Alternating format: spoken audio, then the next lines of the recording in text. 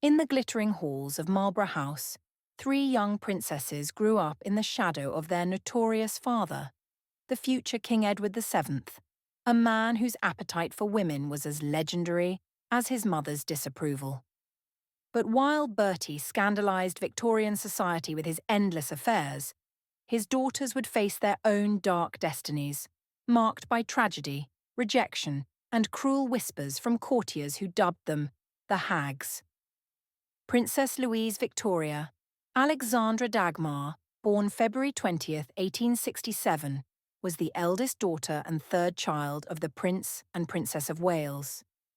Following her came Princess Victoria Alexandra Olga Mary on July 6, 1868, and finally Princess Maud Charlotte Mary Victoria on November 26, 1869. Together, these three would become known as the Wales Sisters, each carrying the burden of their father's reputation and their mother's beauty, a beauty they were cruelly said to lack. The nickname the Hags was a vicious court invention, whispered by courtiers who compared the sisters unfavourably to their stunning mother, Princess Alexandra of Denmark.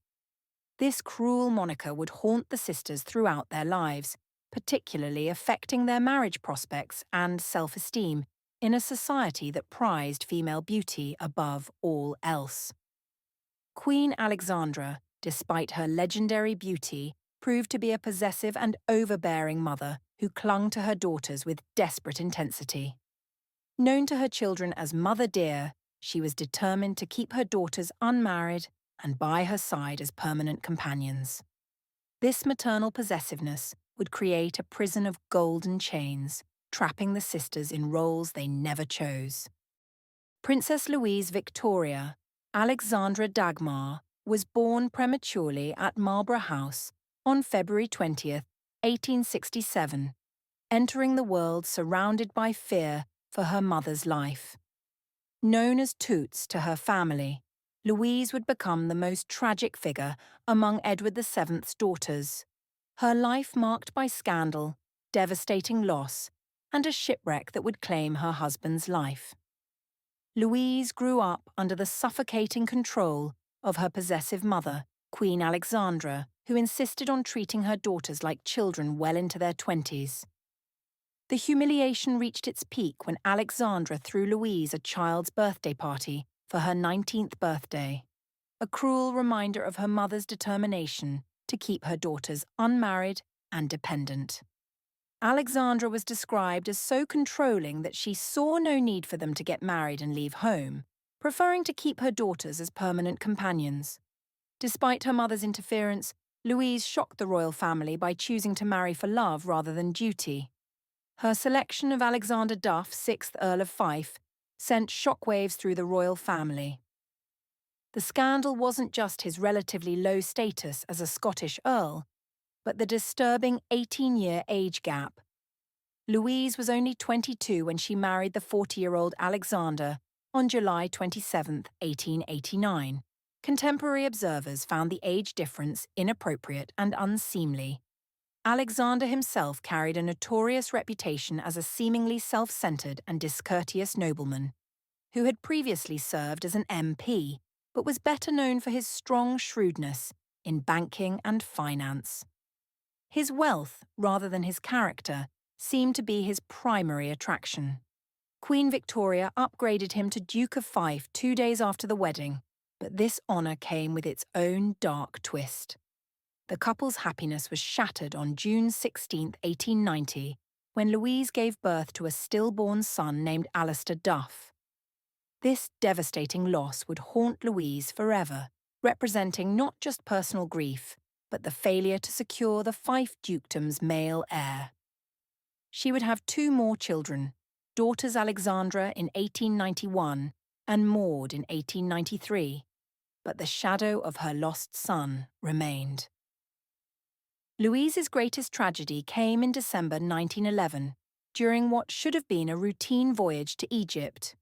The family boarded the SS Delhi, which ran aground near Cape Spartel on the Moroccan coast during a violent storm. The rescue became a nightmare.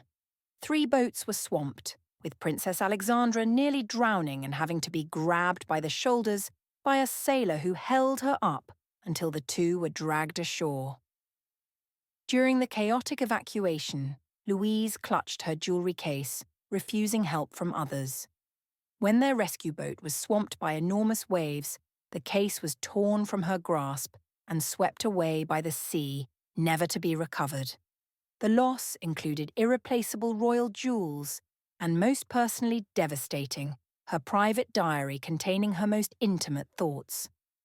The shipwreck's aftermath brought additional humiliation when the press revealed that Louise's extended stay in Tangier wasn't due to injuries, but because she had lost the wig she always wore during the ordeal and refused to appear in public until a new one could be supplied for her.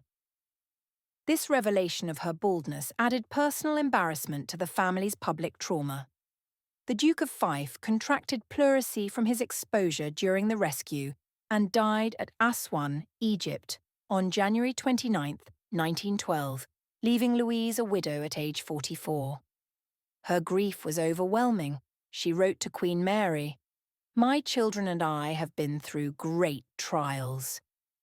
But God is giving us this strength to bear our great sorrow. My beloved Macduff had a beautiful and peaceful end in this silent land." Louise retreated to Scotland as a recluse, suffering from heart disease until her death on January 4, 1931, at age 63. Her sister Queen Maud noted that Louise's death was a release after months of terrible suffering, a tragic end to a life marked by loss, scandal, and the cruel whims of fate. Princess Victoria Alexandra Olga Mary, born July 6, 1868, was destined from birth to live in the shadows. Known as Toria to her family, she possessed a sharp intelligence and cutting wit that made her the most formidable of the three sisters. Yet, she was condemned to a life of servitude by her mother's selfish emotional needs. Victoria was described as having been a lively, intelligent girl with a mischievous streak in her youth, showing promise of a vibrant personality that would be systematically crushed. Her intelligence was noted by all who knew her. She was infinitely more intelligent than her mother, and possessed a wit that could be both entertaining and devastating. However, this sharp tongue would become her weapon against a world that had robbed her of any chance at happiness. The cruel reality of Victoria's fate was sealed when her possessive mother selected her from childhood to be a companion to her needy mother. Queen Alexandra's emotional dependence on her daughter was so extreme that Victoria was transformed into what her cousin, Grand Duchess Olga Alexandrovna of Russia, cruelly but accurately described as little more than a glorified maid to her mother.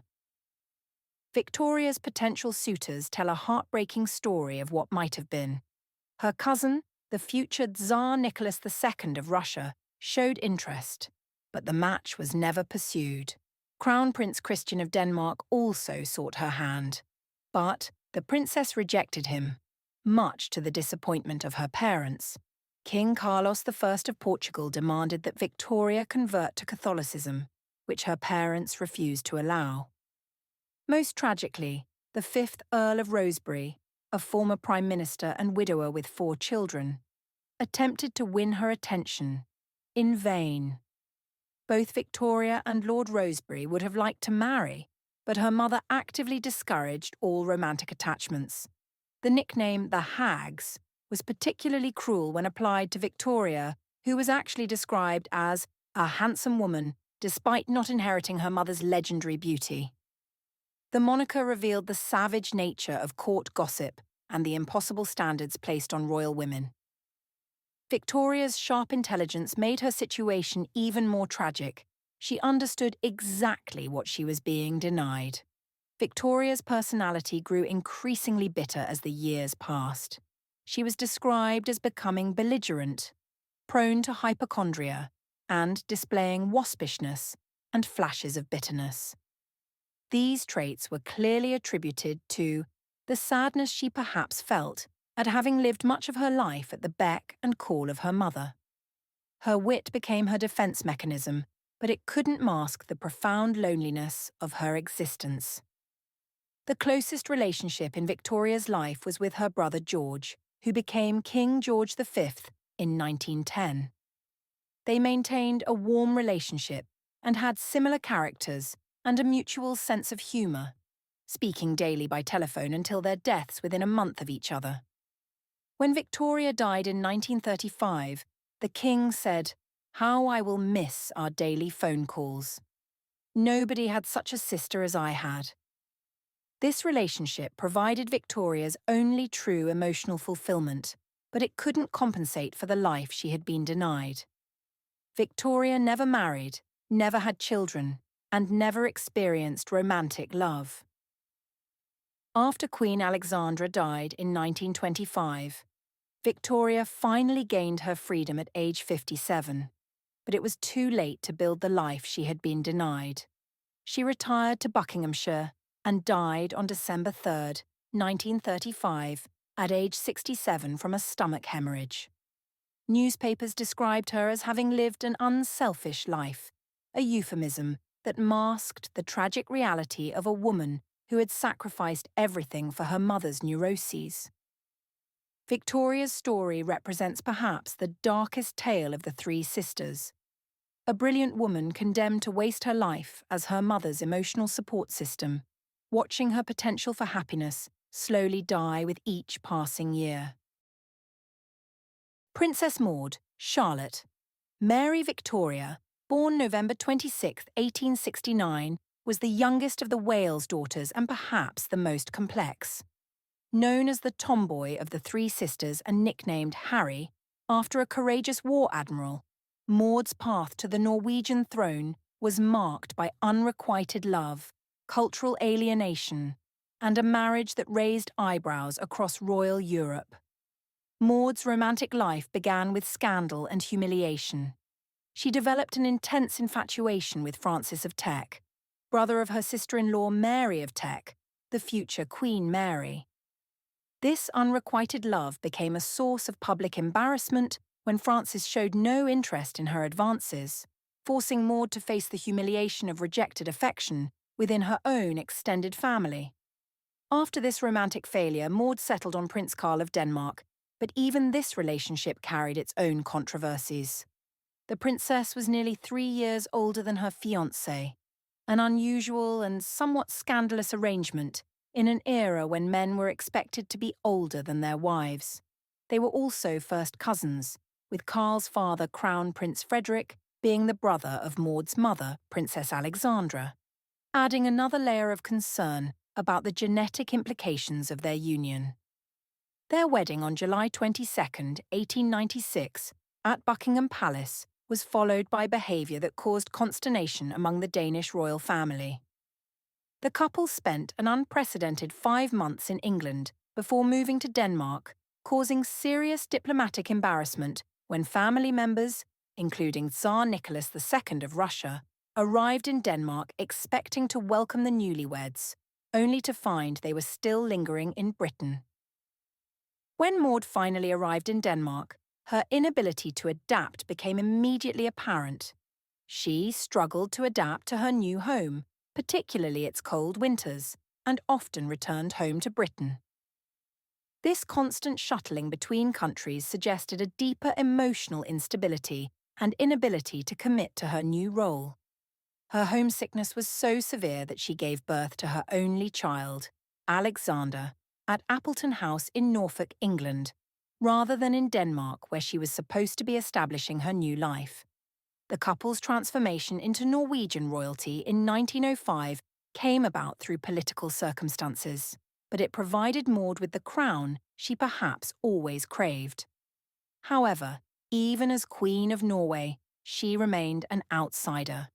Despite living in Norway for over 30 years, she never became fluent in Norwegian and continued to make extended annual visits to England. Her subjects respected her, but she never fully integrated into Norwegian society. Queen Maud's behaviour as monarch continued to raise questions about her commitment to her adopted country. She maintained close ties to England throughout her lifetime, with an extended stay there each year. This constant absence from Norway was unusual for a reigning queen and suggested she viewed her Norwegian crown more as a convenient escape from her difficult family situation than a true calling. The Queen's personality was described as reserved, and she often appeared shy in public, but in private she was known for being warm and vivacious. This contradiction suggests a woman struggling with the role she had been thrust into through political circumstance rather than personal choice. Maud's physical activities, skiing, dancing, cycling and photography, provided her with outlets for her restless energy, but they couldn't mask her fundamental alienation from her adopted country. Her love of outdoor activities was genuine, but it also reflected her need to escape the confines of royal protocol and her uncomfortable position as a foreign queen. The ultimate scandal of Maud's reign was her death in London in 1938 while receiving medical treatment. Even in death, she chose England over Norway, dying in the country of her birth rather than the nation she had ruled for over 30 years. This final act summarised her entire reign, a woman who wore the Norwegian crown, but whose heart remained forever English. Queen Maud's story reveals the dark side of political marriages and the price of royal advancement. Her life was marked by romantic rejection, cultural displacement, and the constant struggle between duty and personal happiness. She achieved the crown that her sisters never would, but it came at the cost of ever truly belonging anywhere. Their legacy serves as a dark reminder that royal birth guarantees neither happiness nor fulfillment. The three daughters of Edward VII lived through some of the most dramatic social changes in British history, yet remained trapped by expectations, duty, and the cruel whims of fate. Their stories reveal the human cost of monarchy, the price paid not just by kings and queens, but by the royal children condemned to live in their shadows. In death, the Wales sisters found the peace that had eluded them in life, but their stories remain as cautionary tales about the dangerous intersection of royal duty, family dysfunction, and public scrutiny that could destroy lives as easily as it could create legends.